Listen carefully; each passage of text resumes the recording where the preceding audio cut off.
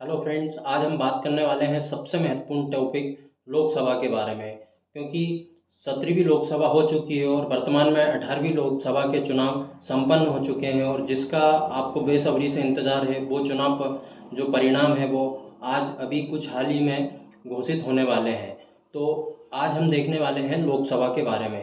तो लोकसभा में हम बात करते हैं तो लोकसभा का गठन 17 अप्रैल 1952 को किया गया था, जिसमें 552 या 550 सीटें थी और वर्तमान में 543 सीटें हैं। तो जो पहले 552 सीटें थी उनमें से 550 राज्यों और केंद्र शासित प्रदेश से भरी जाती थी और जो बाकी की सीट थी वो दो एंग्लो इंडियन के लिए थी, जिसको 104वें संविधान संशोधन 2019 के द्वारा समाप्त कर दिया गया है।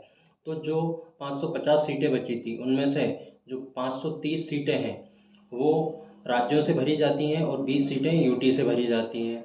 और अब जो वर्तमान में है 543 सीटें हैं जो अभी वर्तमान में भरी जाती है, उनमें 525 राज्यों से भरी जाती हैं और 18 यूटी या केंद्र शासित प्रदेशों से भरी जाती हैं।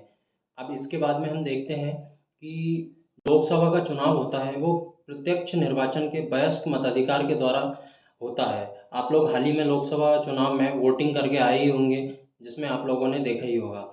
अब हम बात करते हैं कि लोकसभा का संविधान में वर्णन कहाँ है। तो लोकसभा का संविधान में वर्णन आर्टिकल 81 या अनुच्छेद 81 में किया गया है, जो कि निम्न सदन है। और इसी के साथ में जो स्थायी सदन है वो राज्यसभा है, क्योंकि लोकसभा को विघटित किया जा सकता है इसलिए ये निम्न सदन है। अब इसके बाद में हम देखते हैं कि लोकसभा का कार्यकाल कितना होता है। तो लोकसभा के कार्यकाल के बारे में आर्टिकल 83 है, जो कि बताता है कि लोकसभा की पहली बैठक से 5 वर्ष तक इनका कार्यकाल होता है और राष्ट्रपति इसे 5 वर्ष पूर्व भी विघटित कर सकता है। और यदि राष्ट्रीय आपातकाल लगा हो तो लोकसभा का कार्यकाल एक एक वर्ष कर अनंत काल तक बढ़ाया जा सकता है।